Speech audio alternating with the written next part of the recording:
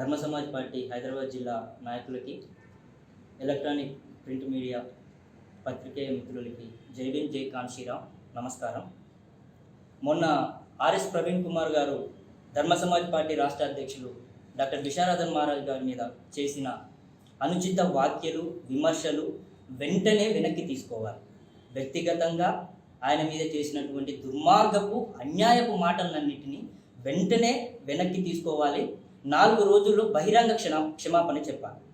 4 రోజుల్లో మీరు బహిరంగ క్షమాపణ చెప్పకపోతే తీవ్రమైన పరిణామాలు ఎదుర్కోవాల్సి వస్తుందని చెప్పేసి ఈ సందర్భంగా మీకు తెలియజేస్తున్నాము. ఎంత ధైర్యం ఉంటే మీరు వ్యక్తిగతంగా దాడి చేసుకుంటూ ఇన్ని సంవత్సరాలుగా ఉద్యమాన్ని చేసుకుంటూ తన జీవితమే ఉద్యమంగా బతుకుతున్నటువంటి డాక్టర్ విశారదన్ మహారాజ్ గారి మీద వ్యక్తిగతంగా దాడి చేసుకుంటూ ఈ విధంగా చేయడం మీకు ఎంత మాత్రం తగదని చెప్పేసి సందర్భంగా తెలియజేస్తున్నాము. 1995లో మీకు జాబ్ వచ్చిన దగ్గర నుంచి, మీరు ఐపీఎస్గా జాబ్ కొట్టిన దగ్గర నుంచి మిమ్మల్ని 2 క్వశ్చన్స్ అడుగుతున్నాం ప్రవీణ్ గారు, ఆన్సర్ చెప్పండి. 1995లో మీకు జాబ్ వచ్చిన దగ్గర నుంచి కాన్షీరామ్ గారు ఇక్కడ ఉమ్మడి ఆంధ్రప్రదేశ్లోకి వచ్చి ఆయన ఉద్యమం కోసం పోరాటం చేస్తుంటే ఏనాడైనా 1 రూపాయి కానీ 1 నిమిషం కానీ సమయాన్ని ఇచ్చిన దాఖలాలు ఉన్నాయా మీ జీవిత చరిత్రలో? ఈనాడు అదే కాన్షీరామ్ గారు నిర్మించినటువంటి పార్టీలో రాష్ట్ర అధ్యక్షునిగా నువ్వు చేరి ఆ కాన్షీరామ్ ఉద్యమాన్ని పట్టుకెళ్తున్నటువంటి 13 సంవత్సరాలుగా నిర్విరామంగా డాక్టర్ విశారదన్ మహారాజ్ గారు అన్నింటినీ వదిలిపెట్టి, చదువుని పక్కన పెట్టి, ఫ్యామిలీని పక్కన పెట్టి కాన్షీరామ్ ఉద్యమాన్ని, కాన్షీరామ్ రాజ్యాన్ని నిర్మించడమే నా జీవిత లక్ష్యం అని చెప్పేసి 13 సంవత్సరాలుగా కడుపు ఆయగట్టుకొని మేము ప్రయాణం చేస్తూ ఉంటే ఆయన మీద వ్యక్తిగతంగా దాడి చేసే స్థాయికి దిగజారిపోయినాం. కేవలం 1 ఎంపీ స్థానం కోసం. చరిత్ర మిమ్మల్ని క్షమించదు. ఆర్ఎస్పీ గారు, ఖచ్చితంగా మిమ్మల్ని ఖండిస్తున్నాము. చరిత్ర మిమ్మల్ని మర్చిపోదు. కాబట్టి 4 రోజుల్లో మీరు బహిరంగ క్షమాపణ చెప్పాలి. ఆ రోజు మునుగోడు బై ఎలక్షన్లో కాన్షీరామ్ ఉద్యమాన్ని అమ్మినావు. ఈ రోజు నువ్వే పోయి ఆ గడిలల్లో చొరబడ్డావు.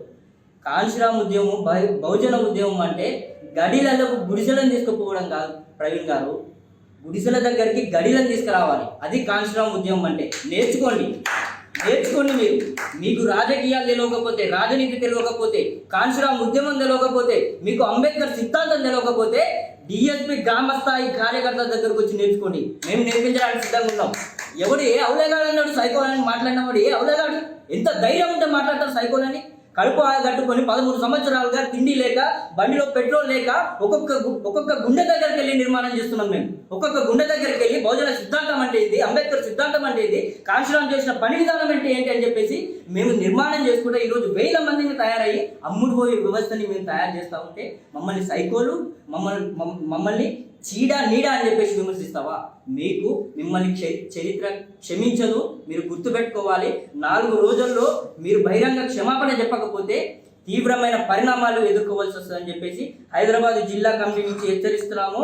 ఆ రోజు మెతుకు ఆనందానే మీ బావను కూడా టీఆర్ఎస్ టికెట్ కోసం నువ్వు లోపాయకారిగా ఉండి కేసీఆర్తో పొత్తు కలిపింది వాస్తవం. ఇది ప్రజలంతా గమనిస్తున్నారు.